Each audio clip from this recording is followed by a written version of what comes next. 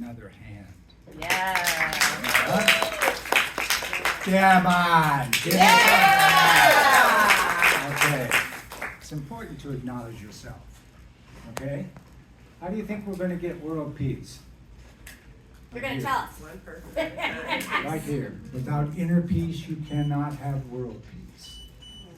Native Americans have a saying, you cannot give what you do not have. And if you have trouble believing that, ask anybody who has been in 3 marriages or more. They don't have love for themselves. They can't give love, and therefore they can't hold love. Those are repetitive behaviors. Now, I'd like you to all think about my cool little prop here. Take a moment and think about fresh baked bread. The smell of fresh baked bread. Immediately, you have the smell in mind. Huh? Immediately. You may not have the memory associated with it, but you have that smell. Okay? And once you have the memory and the smell, then it becomes even more poignant. Okay? Now, where am I going with this? Of the 5 senses, smell is the number 1 recall for memory. Smell. Okay?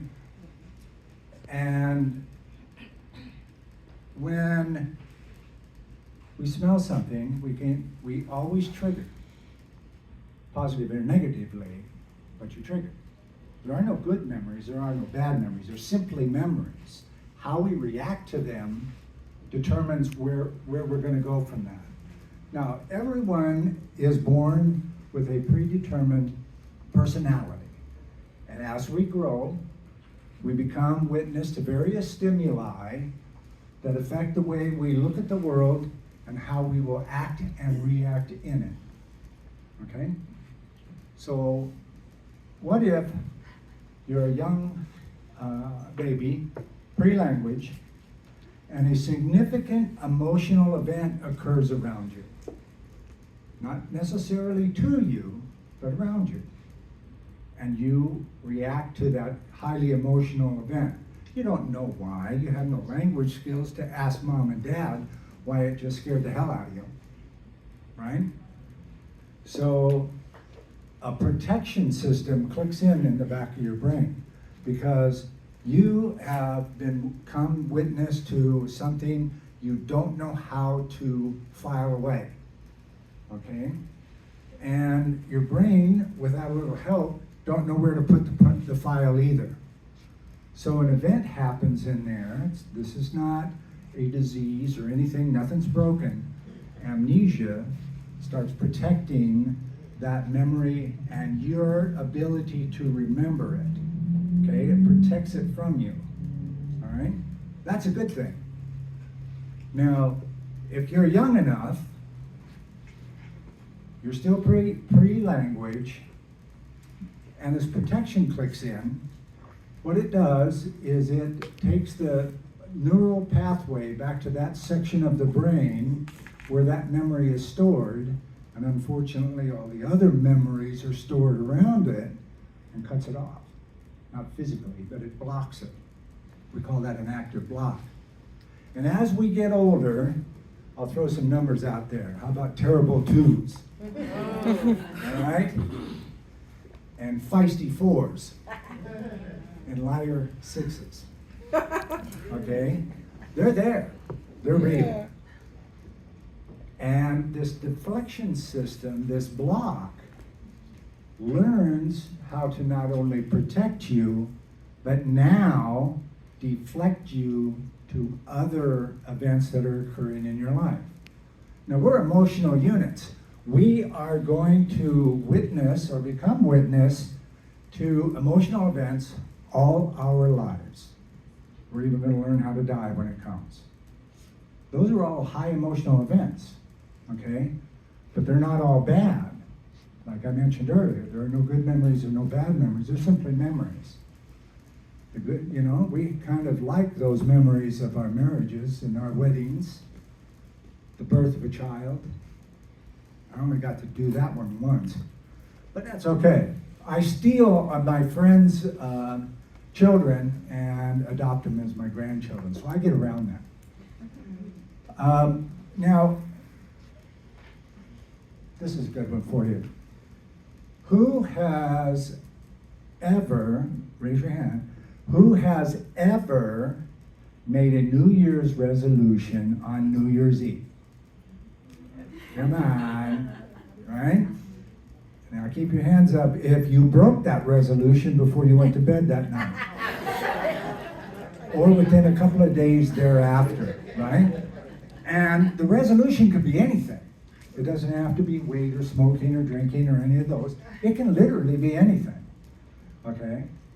So now, who's done the next year, it's New Year's Eve, and you're gonna try it again, okay? This time, I'm gonna lose the 40 pounds. I know this one personally. This time, I'm gonna lose 40 pounds, and before the night's out, I have this massive breakfast with all of my friends. Okay, now I've done this twice. And the reason why I say it this way is when the human mind makes a conscious decision to do something or not do something and fails to do it 2 or more times is a repetitive behavior. Okay? Now, once that repetitive behavior has become part of your subconscious, that little bitty amnesic block back there grabs hold of that. Okay, that is a really good deflection device that part of your brain, that part of your history, will use to protect you. That could be good news, but it's more bad news than it is good news. Okay. For me, I'll take you back to the summer of 2009. I was 28 stories up on the condo building where I live. My toes were on the edge of the roof. Okay?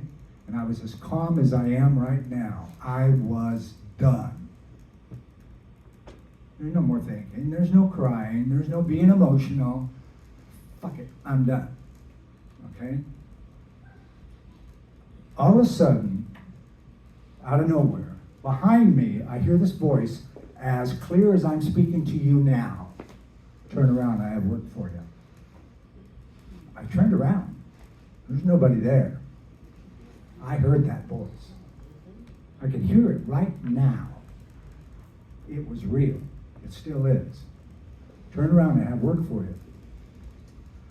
6 months later, I created the question and answer sequence now known as repetitive behavior cellular regression. So how does this work? It helps a person use their 5 senses to inventory a memory, one at a time, 3 memories. And by doing so, we'll go back to a memory. Everybody in here can relate to this one. One of those memories, remember when on the lake. God, that was fun. You have one of those memories. It's not good, it's not bad. It's a neutral memory that becomes good or bad, okay? Now, where am I going with this? If that memory has the story attached to it, it also has the emotions attached to it. And if it's a bad story, it's bad emotions. Agreed? Okay, you with me? Yes. And if it has good memories and emotions to it, it's a good memory. Now, if you take that memory and freeze frame it so it is no longer a memory, it's a photograph in your mind. Photographs don't move. Photographs don't have stories. Okay? If there's no motion in a memory, there's no emotion in the memory. Okay? If there's no emotion, there's no ego asking questions. This leaves you at a point in the center called presence. presence is the point where manifestation becomes action. Okay? I take my practitioners, I have 48 of them in 18 countries, so there's a few of us. We take our clients through 3 of these memories, and what we do is, in the first memory, they have their eyes closed, so they're not looking around. They're fully present with what the person is saying, all right? And if you're not checking the clock or looking at the time or who just called you on your phone, you're absolutely present with what you're hearing over Zoom. Now, please describe for me, one thing at a time, what do you smell right now in that memory? No emotion, no emotion, no fear, no ego. I smell this, I smell that. I smell this, I smell that. Perfect example of this is one of my clients was on the edge of a dock on the lake where she was spending the summer with her grandma and granddad. Okay? So the memory is sitting on that dock, all right? Now there's certain things that I would expect that person to smell when they describe, what do you smell in this memory? Okay, I smell fish. That's probably good. I smell motorboat oil. Yep, I can get with that. I smell popcorn. Okay, what else do you smell? Cotton candy. That's not at a lake. Okay, that's a deflection. The block is deflecting how you're going through the memory. So we track that. We track different things in a memory that's missing, odd, or can't be remembered. Okay? Now, this client spent the first 3 of her second through 6th summer at the lake with grandma and grandpa. All right? Think back when you're a 2-year-old, 3-year-old, 4-year-old, 5-year-old, there is not a stone anywhere around that place that you don't know. Probably haven't even touched. Okay? There is nothing that they can't remember. But yet they can't remember. But they can remember different things that come to mind that are not associated with the memory. Okay? So we as practitioners will make notes of that, and then we'll ask them, this is a sequence, so it's always in the same order. Now please describe for me, what do you taste? All right? On the dock, at this point, she's 2 years old. On the dock, and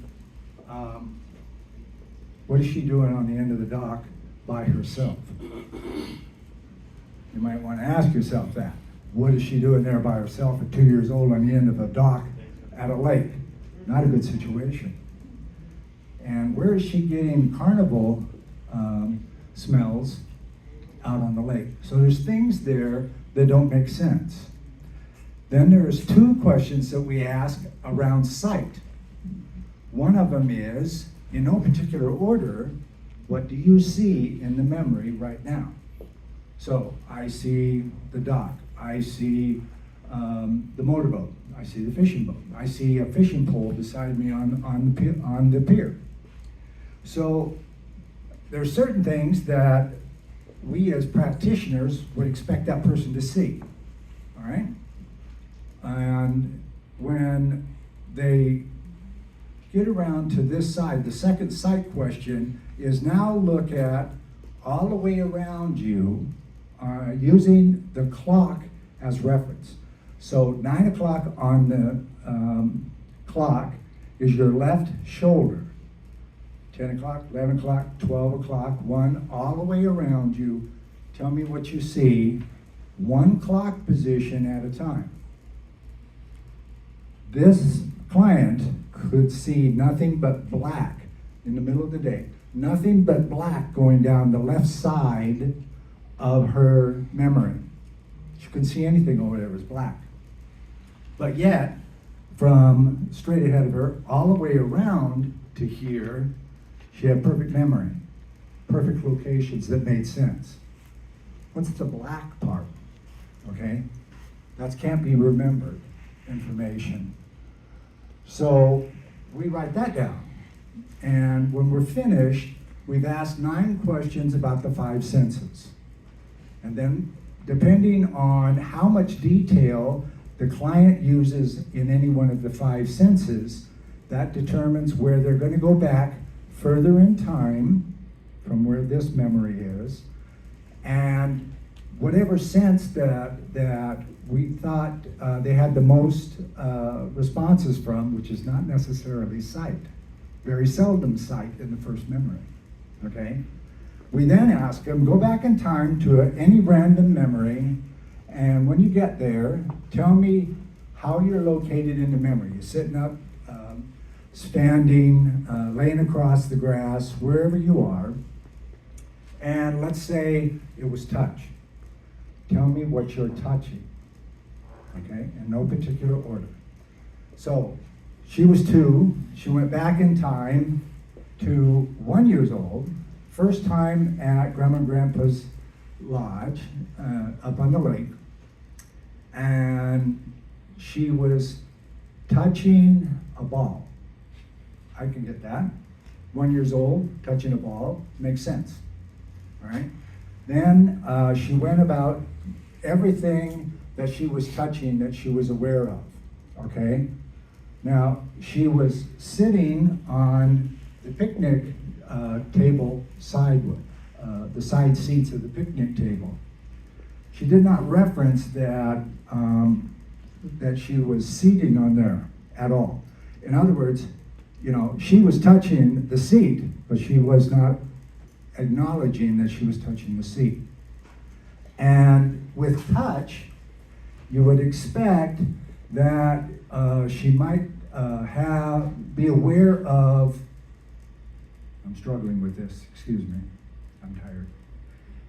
She might have an awareness of, she could be touching something on the table, maybe she's eating or doing something like that. And when she went through all of the 2 questions with the touch, she did not refer to herself at all. And now we're in 2 memories with different information, and there is no reference to anyone around her or herself. That's trouble, okay? 2 years old, on the end of a dock, that's trouble.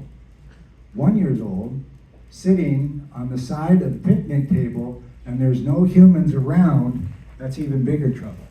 Okay, what is she doing out there all by herself? What we do is we take the person through 3 memories and this inventory in a very specific order. And at the end of the 3rd memory, we are in a memory that that person has no memory of. Okay? Because when we started the first memory and used the 5 senses, we opened a new neural pathway back to the base of the brain where the senses are located, in the mini brain or the little brain, okay? And we started working forward. Now, amnesia and that blocked original neural pathway was up in front of that, okay? We went around to the back part. So we took a detour back to the back where the amnesia is not protecting the memory we're trying to find. And all of a sudden, we're in that 3rd memory, and the missing information from the first 2 memories starts to come forward, starts to make sense, okay? Like the black all the way down the left side. How do you get black in the middle of the daytime, okay? Well, here's where we were. It was time to take a nap, and every day, Grandpa We're at time, so. Okay. And Grandpa would take her into the bedroom, put her up onto the bed, and take this black curtain and close it over the window so it'd be nice and dark in there, and she could take her nap easier. And then they'd play secret. They'd play secret. And soon as she was up with a nap, they'd go someplace in the afternoon. Guess where they went a lot? It's summertime. Went to the carnival. They had cotton candy. Okay, you see where this is coming from? She had no recall of this event occurring, which, as you can tell, happened many times. All right?